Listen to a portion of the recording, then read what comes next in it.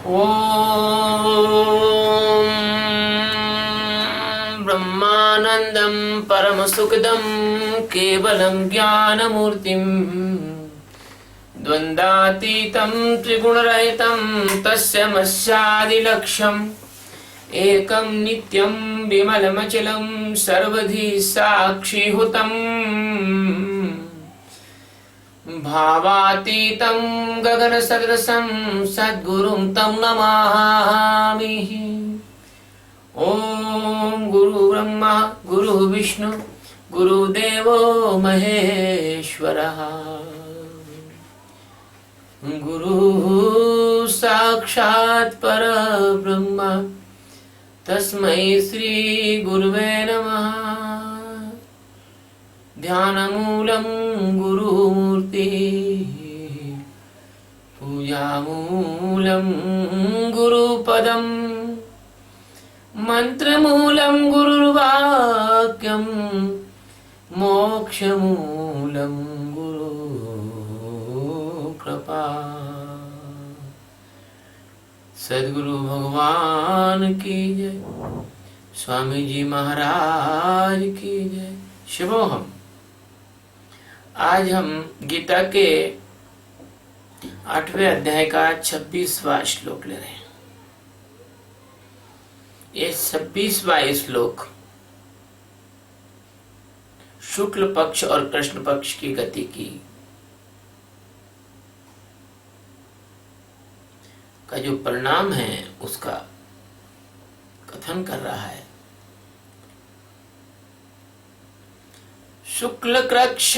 शुक्ल कृष्ण गति हेते, शुक्ल कृष्ण गति हेते जगतः शाश्वते मते। एकया यात्यनावृत्ति मन्यया वर्तते पुनः। शुक्ल कृष्ण गति एते जगतः शाश्वते गते। एकया याति अनावृत्तिम् अन्यया आवृत्ते पुनः। शुक्ल कृष्ण, शुक्ल और कृष्ण अर्थात देवयान और प्रत्यान मार्ग। गति इसका मतलब मार्ग ही यानी क्योंकि ऐसे यानी ये दो प्रकार के।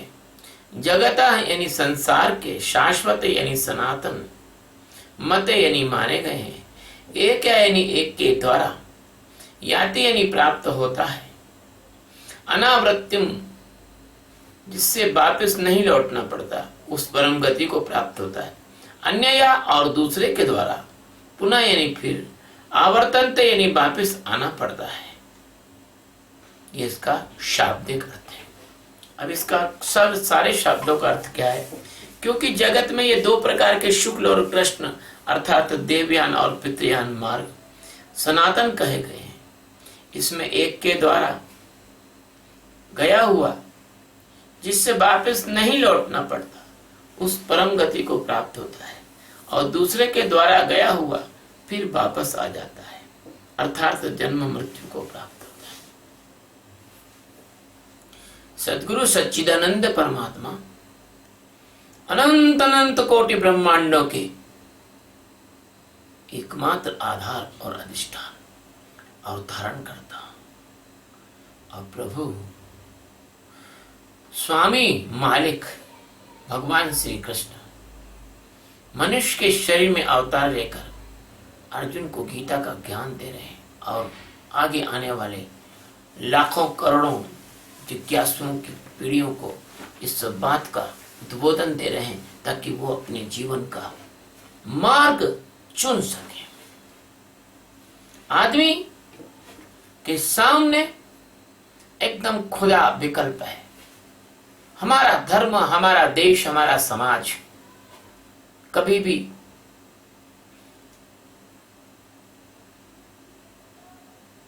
डिक्टेटरशिप शिप वाला समाज नहीं रहा, अधिनायकवादी समाज नहीं रहा। हमारे समाज, हमारे देश, हमारे धर्म में हर तरह की स्वतंत्रता रही है। यहाँ पर बोलने की स्वतंत्रता, साधना की स्वतंत्रता, जीने की स्वतंत्रता, भोजन की स्वतंत्रता, हर प्रकार की संस्कृति की स्वतंत्रता, हर प्रकार की स्वतंत्रता रही है। और यही स्वतंत्रता का जो मूल है वो हमारा धर्म है, हमारा अध्यात्म है। भगवान ने दोनों प्रकार के मार्ग बताए। एक तो भगवान ने देवयान मार्ग बताया, एक भगवान ने पितृयान मार्ग बताया। एक मार्ग बताया जब अग्नि और ज्योति के अंदर की जो ज्ञान की अग्नि है और उस ज्ञान की अग्नि से प्रकट होने वाली ज्योति है, उस ज्योति के मार्ग को चुनकर कोई मोक्ष को का वर्ण कर सकता है, परमात्मा को चुन सकता है, परमात्मा में मिल सकता है, कभी इस संसार में लौट कर न आए, ऐसी व्यवस्था अपने आप स्वयं कर सकता है। वह चाहे तो नर से नारायण हो सकता है, वह चाहे तो ब्रह्म हो सकता है। उसका जीव भाव समाप्त हो जाएगा, उसका आवरण भंग हो जाएगा, उसकी माया हट जाएगी, उसका अज्ञान जो है वो निवृत्त हो जाएगा, चला जाएगा। एक मार्ग भगवान ने इसको बताया, इसको नाम दिया गया देवयान मार्ग, क्योंकि यह ऐसा यान है, ये ऐसा वाहन है, ये ऐसी गति है, ये ऐसा रास्ता है, ये ऐसा होना है, ये ऐसी अवस्था है कि जहां पर मनुष्य जब परमात्मा बन जाता है, ये देवयान मार्ग है। और इस देवयान मार्ग में कोई किसी का संबंधी नहीं, कोई किसी का नातेदार नहीं, कोई किसी से जुड़ाव नहीं, किसी से किसी की तरह की आसक्ति नहीं, माया में किसी तरह का माया का कोई फंदा नहीं, कोई प्रकार का अंधकार नहीं, कोई प्रकार का तनाव नहीं, कोई प्रकार की परेशानी नहीं, कोई प्रकार की शंका नहीं, किसी प्रकार की दुविधा नहीं। ये देवयान मार्ग है। इस मार्ग में एक ही चीज का ध्यान रखना पड़ता है कि तुमको एक ब्रह्मवेत्ता सदगुरु जरूर चाहिए, क्योंकि बिना ब्रह्मवेत्ता सदगुरु के तुम इस देवयान मार्ग पे चल नहीं सकते हो। क्योंकि देवयान मार्ग का मुख्य साधन है वह ध्यान जिससे व्यक्ति अपने अंदर जागता है, वह ध्यान जिससे व्यक्ति अपने आप को जानता है, वह ध्यान जिससे व्यक्ति अपने अंदर के आवरण को भंग करता है, अपने अंदर के आवरणों को एक एक करके जीना करता है, अलग करता है। सतगुरु कबीर कहते हैं, चदरिया झीनी रे झीनी, 5 तत्व गुण तीनी चदरिया झीनी रे झीनी। ये चादर है तुम्हारे शरीर, ये तुम्हारा शरीर तुम नहीं हो। 5 तत्व और 3 गुणों से बना हुआ ये शरीर है। इस शरीर को तुम अपना समझते हो, बस यही तुम्हारा जो है, ये देवयान मार्ग से तुम हट जाते हो और पितृयान मार्ग की तरफ तुम चले जाते हो। इसको ऐसे ओढ़ो, इस चादर को ऐसे ओढ़ो। दुनिया इसको ओढ़ती है और मैला कर देती है। इसको बड़े बड़े महापुरुषों ने ओढ़ा है, मतलब इस शरीर में बड़े बड़े महापुरुष आए हैं। सुखदेव आए, प्रहलाद आए, ध्रुव आए, गौतम आए, कपिल आए, महावीर आए। इस चादर पे कितने कितने लोगों ने इस चादर को ओढ़ी है, लेकिन इसके ओढ़ने का तरीका कैसा है? दास कबीरा ऐसी ओढ़ी जो कि तो धर दीनी चदरिया। कबीर दास जी ने ऐसी ओढ़ी कि वो उसमें कोई दाग नहीं लगने दिया, और दूसरे लोगों ने दाग लगा।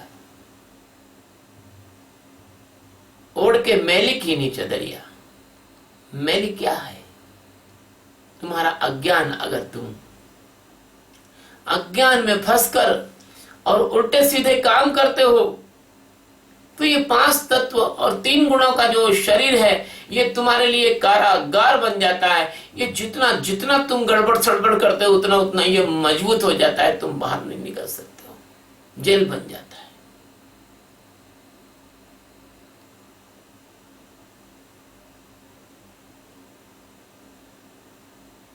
कबीर साहब और भी बात कहते हैं, चादर हो गई बहुत पुरानी, अब तो सोच समझ अभिमानी। अरे अभिमानी, तेरी चादर बहुत पुरानी हो चुकी है, तू बूढ़ा हो गया है, लेकिन तुझमें समझ नहीं आई। फल जब बूढ़ा होता है तो पक जाता है, मीठा हो जाता है, सुगंधित हो जाता है, दूर दूर से पक्षी उसको खाने आते हैं, पशु उसको खाने आते हैं, मनुष्य उसको खाकर तृप्त हो जाता है, उसको आनंद प्राप्त होता है। लेकिन तुम जैसे जैसे पकते जाते हो, जैसे जैसे बूढ़े होते जाते हो, तुम और ज्यादा नुकीले कांटे के समान हो जाते हो। तुम बूढ़े होकर अपने बच्चों को, अपने बेटों को, अपनी बहुओं को और अपने परिवार वाले लोगों को चिड़चिड़ के बोलते हो, चीख चीख के बोलते हो, गालियां देते हो, बद्दुआएं देते हो। मनुष्य फल से भी कुछ नहीं सीख सका। मैं छोटा था, तीसरी क्लास में पढ़ता था, तो एक कविता आती थी, बड़ी अच्छी कविता थी। आजकल तो सारी अच्छी कविताएं हटा दी गई हैं कोर्स से। उसमें यह आता था कि भौरों से नित हंसना सीखो, नहीं, फूलों से नित हंसना सीखो, भौरों से नित गाना, और फल की लदी डालियों से नित सीखो शीश झुकाना। फल की जो लदी डालियां होती हैं वो झुक जाती हैं, लेकिन इंसान कितना मूर्ख है, उसको थोड़े से फल मिलते तो और अकड़ जाता है, घमंड में आ जाता है, अहंकार में आ जाता है। दो चार किताबें पढ़ लेता है, कहीं कुछ उपलब्धि हासिल कर लेता है, कहीं कोई पद प्राप्त कर लेता है, तो बस अकड़ जाता है। प्यादे से फरजू भयो टेढ़ो टेढ़ो जाए, जैसे मूत में लंपा ऐंठता है, ऐसे इंसान ऐंठने लग जाता है। जानते हो लंपा किसको कहते हैं? लंपा एक तरह का कांटा रहता है जो घास में पाया जाता है। अगर उसको गौमूत्र में या किसी के मूत्र में डाल दिया जाए तो वो ऐंठने लग जाता है, मतलब एकदम सर्पिलाकार गति करने लग जाता है। ऐसे ही तुम लोग इस जगत के मलमूत्र में पड़े हो और ऐंठ रहे हो, अहंकार हो गया है तुमको। क्या समझ है तुम्हारी? तो भगवान कहते हैं कि ये जो दो तरह के जो मार्ग हैं, एक शुक्ल पक्ष है और एक कृष्ण पक्ष है।